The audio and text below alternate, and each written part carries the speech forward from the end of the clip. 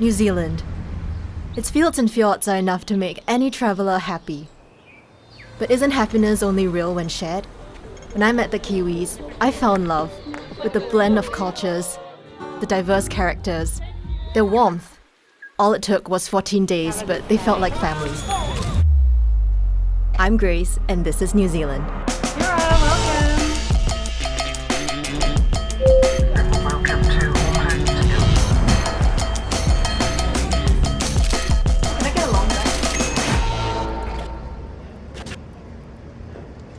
Everyone knows the best way to get to know a city is to explore its subcultures. One thing I've noticed is that the art of Maori tattooing has become increasingly popular in recent years. So I found Sam, the manager of Ototahi Tattoo, who's been a cornerstone of the tattoo scene for more than a decade. Hey, Nice to meet you. coffee? Yes, please, flat white. All right. Here you go. Thank you. This is a really good place to let people watch. Yeah. So what is the tattoo culture like in New Zealand? I mean, New Zealand's very, very accepting. We've got such a large cultural base to our country, especially for the Māori and the Polynesian. Yeah, I've already been getting those vibes in K Road. Yeah, K Road's an insanely interesting street, that's for sure. There's a lot of character, there's a lot of diversity on this street as well. Can you show me around? Yeah. Here you go. Awesome. Thank you. Smells good.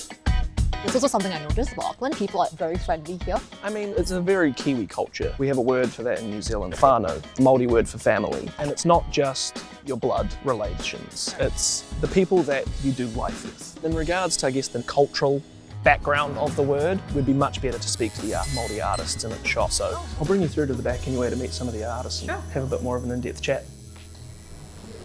And here we have TK. Hi. What up?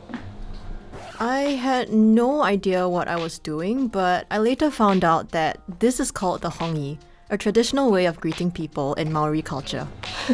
Come with me. Thank you. Just now when I was with Sam, he actually mentioned the concept of whanau. What does it mean? Whanau means family, so it comes from the idea of looking after and growing together.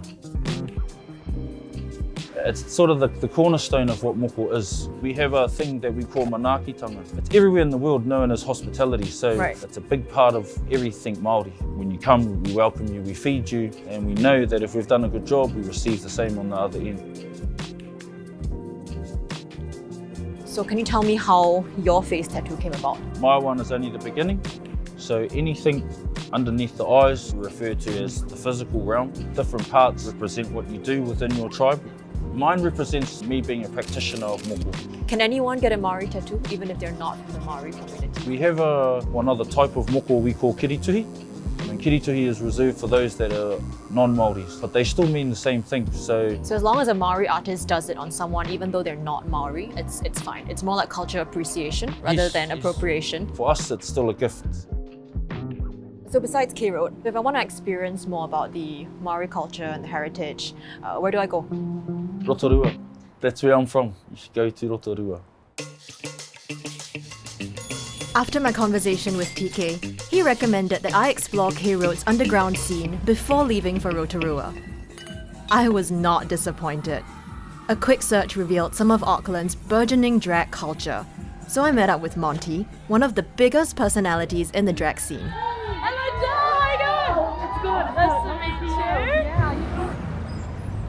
Where are you taking me to? Well, this is like my favorite place to go for lunch. It's like just less than 100 meters from my work. So here we are. Oh. This is the place. Nice. What's your favorite thing on the menu? Ooh, drunken noodles. Okay, let's do this. Oh, we should try this. This is a Kiwi classic. Can we try the drunken noodles? Oh, this is good. How often have you been in this drag scene? A little over a year and a half.